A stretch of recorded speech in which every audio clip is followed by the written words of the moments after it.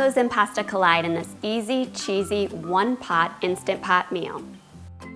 Hi everyone, Kristen here. As someone who suffers from a chronic disease, I believe homemade is best, but it doesn't need to be complicated. And today's recipe proves just that. I'm sharing with you a one-pot recipe for Instant Pot taco pasta. It's everything you love about tacos in pasta form, and it cooks up in less than 30 minutes. So let's get cooking. We're gonna start this recipe by hitting saute on our Instant Pot, and then we're gonna add in just a little bit of oil. Once our oil is heated, it only takes about a minute. I'm gonna add in 1 pound of lean ground beef.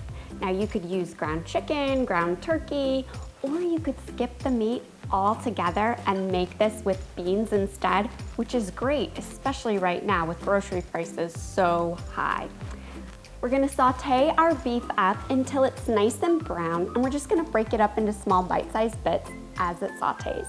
My meat is looking nice and brown, so I'm gonna hit cancel on my Instant Pot, and I do have a little bit of excess grease here. You may not, depending on the fat percentage of the meat you use. So I'm gonna take my inner pot here, and then I'm gonna drain off this excess fat.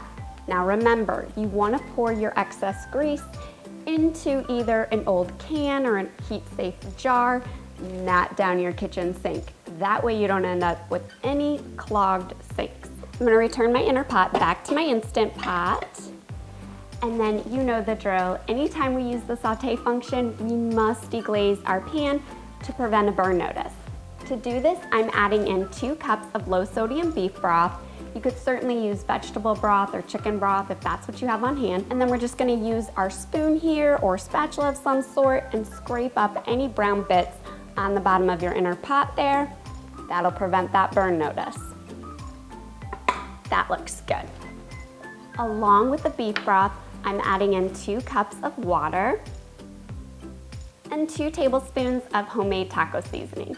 Feel free to use store-bought if that's what you have on hand, but I'll link to my favorite homemade taco seasoning blend in the description below. I'm gonna give that a good stir just to combine everything.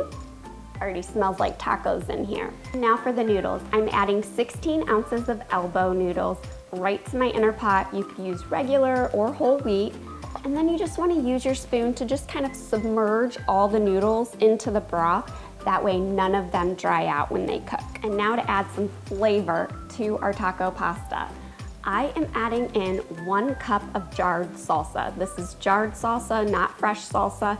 And I love using salsa as a shortcut ingredient. It means that I don't have to saute any onions or peppers or jalapenos.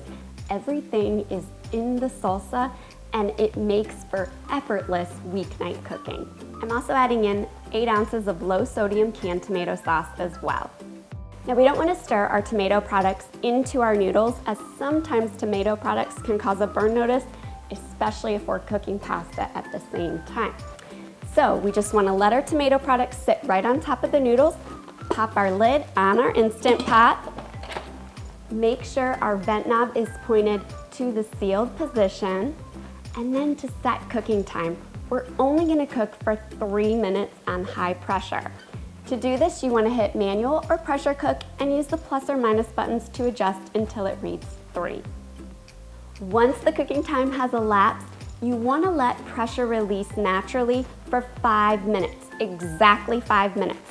That will ensure your pasta is perfectly cooked. Now, once 5 minutes has passed, you want to do a quick release of any remaining pressure. To do this, you want to stand back from your vent knob, and you want to use a long spoon of some sort or handle, and you want to knock your venting knob from the ceiling to the venting position. It'll take a little bit for the pressure to be released, and once it is, open up the Instant Pot.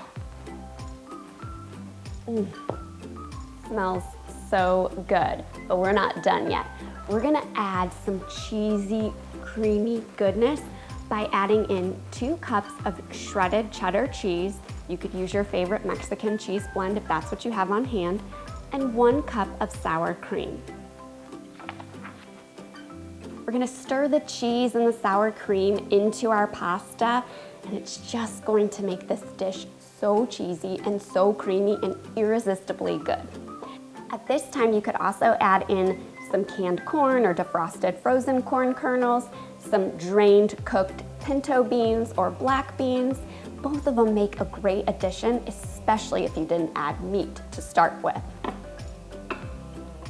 That's looking good. Our cheese is nice and melted.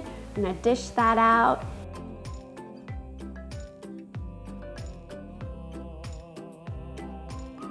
You can top your taco pasta just like you top tacos, or you can leave it plain. Either way, it's delicious, but I'm going in for a bite right now.